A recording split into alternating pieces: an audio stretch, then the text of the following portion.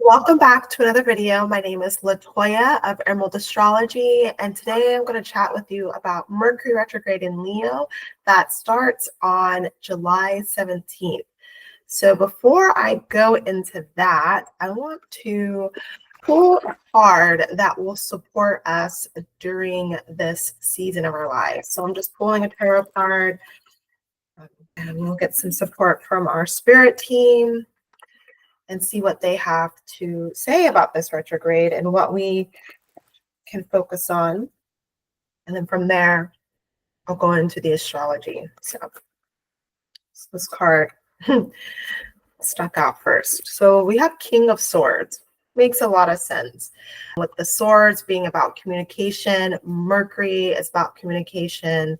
This is the focus and how we allow our words to rule our lives. So we are looking into that. Leo being a very regal sign, if we're thinking about the archetypes, it is the king or queen of the zodiac. And so it makes a lot of sense. We're dealing with King of Swords energy with this Mercury retrograde.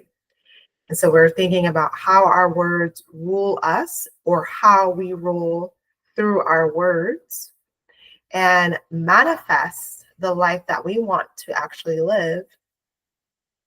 And also the king includes others' input as well, but at the end of the day, they decide what is right for everyone because they have the highest intention in mind. So this is what we get to meditate on during Mercury retrograde. That happens like within the month here. So it starts on July 17th till August 11th. So meditate on that. Are you being ruled by your words, or are you using your words to rule your life? And if you want to watch more about the astrology or learn more about the astrology, keep watching this video. All right, so to start off, Mercury is the planet of communication, of commerce, transportation, language, writing, education. Could be of critical thinking, of course, the market, how we connect with other people, and how we utilize our knowledge in a way that is applicable to our lives. And so Mercury rules all of these things. And with him, or this planet, going retrograde, from our perspective here on Earth, it looks like Mercury is slowing down, stopping, and then moving backwards. So in a more practical sense, how this retrograde can manifest in our lives is that Mercury's expression is now being challenged and internalized and can manifest as reversals, delays, cancellations of plans, missed calls or appointments, or missing our alarms because we overslept. So a lot of these things are stereotypical of Mercury retrograde. But I want you to keep in mind that although these hiccups are happening, all of these things that are frustrating are happening, what Mercury retrograde's intention is to help you slow down and review, rethink, restructure, replan, rework, reprioritize an area of your life that Leo rules. So if we were just being a little bit more patient, kind of want to quiet down our mind a little bit, we can learn a lot from this Mercury retrograde. So let me go ahead and share my screen, starting with Mercury entering its shadow. So on June 30th, Mercury had entered its shadow at 4 degrees Leo. So this is Mercury. This is what Mercury looks like. And with this, with Mercury entering its shadow, this makes me think about our Mercury retrograde lessons are beginning. So if you are the sensitive type, if you're paying attention, you will see what Mercury retrograde is about for you, and you can kind of start taking notes. Already I'm seeing it. Being a Leo rising person, is this really going to be a game changer for me for the next 3 months or so, or maybe even the rest of the year, because this is a very prominent place in my chart, and I'm already seeing the ideas are coming up. So the way that I want to impact the world around me is coming up. So this is a really important retrograde. So you want to think about where Leo, this symbol of Leo, is placed in your chart. So like it could be in your 11th house, and that impacting your friend group and how your wishes and your dreams and how you go about doing that, achieving that. It could be in your 7th house of relationships. So you want to take a look at where Leo is, and that's where you're going to have the most impact of this retrograde. So we're already in the shadow period because it started June 30th. And so we're getting those kinds of lessons already. But it will really start to happen if you're like really not paying attention. On July 17th, Mercury will station retrograde 15 degrees Leo. And that is where the big lesson starts to hit, right? You're going to get that like, oh, things are not working out in the way that I want them to. There might even sometimes be some frustration because of Leo being a fire sign. It's very hot. It can be very in your face as well. And Leo being a fixed fire sign, it doesn't like change that much. And with Mercury retrograde, changes in the air, things are changing up. So that can also be very aggravating. So Leo, when we're thinking about Leo, the sign, this is focused on things that brings joy to ourselves, that we are determined to actualize in our lives. So this be our skills, this be our talents and our interests. This Leo could be the things that are good in our lives that brings joy or just fun in our lives. So thinking about these things too is going to be coming to the forefront. And how are we including joy in our lives? How are we having fun in our lives? What are we determined to have and actualize in our lives that is a thing that we can rule over and say, this is my thing. This is what I am here to express and share, and people know me for. So this is very much Leo energy, and we're having to review and reflect upon it during this Mercury retrograde. Another thing too is purpose. So Leo is very purposeful in its actions and the friend groups that they have. Just there's always a plan in Leo's mind, and they want to have the right entourage, they want to have the right audience, they want to have the right things and mindset to get what they want. And it's entertaining, to be, in this kind of way of thinking or in a circle with the Leo, because this is kind of like the grand scheme of things, and it's putting on that show, right? And we can also be reflecting upon that too. Whose show are we in? Are we putting on the show? Is this show authentic to us and authentic to the bigger plan that we have in our lives, how we want to rule our lives? Or are we a part of someone else's story? And do we even like this story? Do we really like this show? And if not, how can we change this up? Where can we start bringing our lives, our intention, our sense of purpose at the center of our lives, instead of putting ourselves or making ourselves insubordinate to someone else? So again, Mercury retrograde is bringing these things up too. So when Mercury stations retrograde, Mercury is sextiling Venus. So this is communication with loved ones that could potentially open up doors for us. We might have some little love notes that are showing possibilities for our future and how we are living more on purpose, or just some lovely ideas brings new opportunities. So Venus is jiving with Mercury, and this feels good. Feels very lovely mental stimulation going on here. And so this is going to help us in our reflection process of like, who do we want to be connected to? Who do we want to have conversations with? And how can this bring more abundance in a way, like money, because Venus is more tangible things. So more pleasurable things, money, financial growth opportunities. How can this happen in a various different of ways? Because Venus is in Gemini, and so Mercury rules Gemini too. So there's this affinity going on here. Venus is in Mercury's house. And so he's like, oh yeah, how can I entertain you, Venus? And what you're trying to do, what you're about, what she's about, lovely relationships, harmony, and money. Mercury is like, okay, what do you need here in my house to make that possible?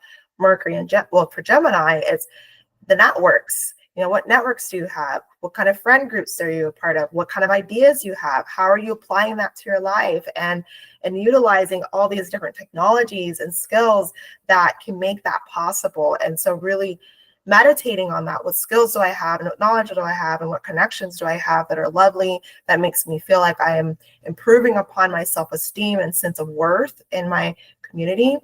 Mercury Venus is bringing that to the forefront for us during this stationing retrograde. So when it's Mercury stations, this is kind of like an exclamation point that's going on. It's kind of like that is like whatever we're experiencing that day, it just hits a little different. And it's kind of like in our face. And that again is a big part of the Mercury retrograde lesson.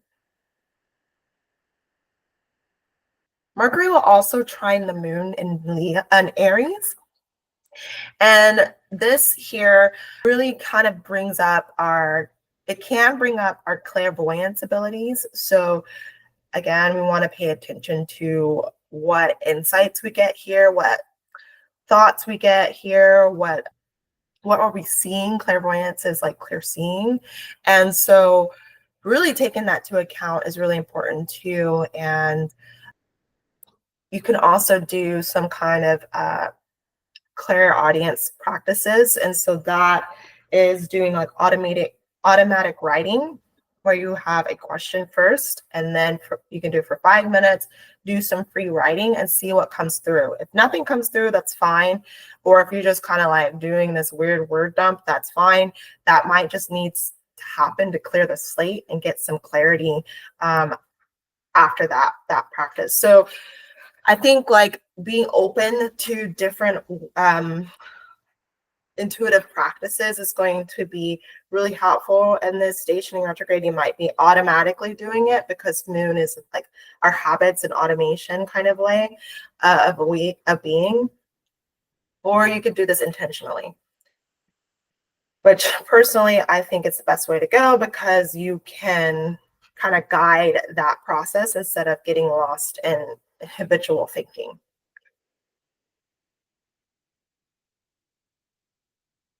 Okay, so those are what I want to talk about with the Mercury stationing retrograde. That is like those two planets, which is very harmonious, very lovely, very introspective and feminine planets, Venus and Moon. So very introspective, I'm seeing, and allowing, engaging, all about connection.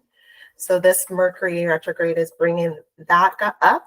And then coming to Mercury stationing direct, the planets that are coming to play here, Mercury will trine Saturn and Neptune retrograde. And so here in Aries, they're both a retrograde in Aries. So there is a bit of this reflective stuff going on too, because of those two planets being in retrograde. But this is kind of bringing forth just again that reflective quality of those retrogrades, Saturn and Neptune, and really thinking about our reality and our spirituality and how those are coming together in ways that make sense to us and could bring about new exciting opportunities that Aries really comes to life in. Aries is the pioneer of the zodiac. So new opportunities, new ways of exercising your body, your mind, and a foreign place is Aries' like favorite thing. Like it's a project, you know, it's a new thing to understand and exercise the mind, exercise the body.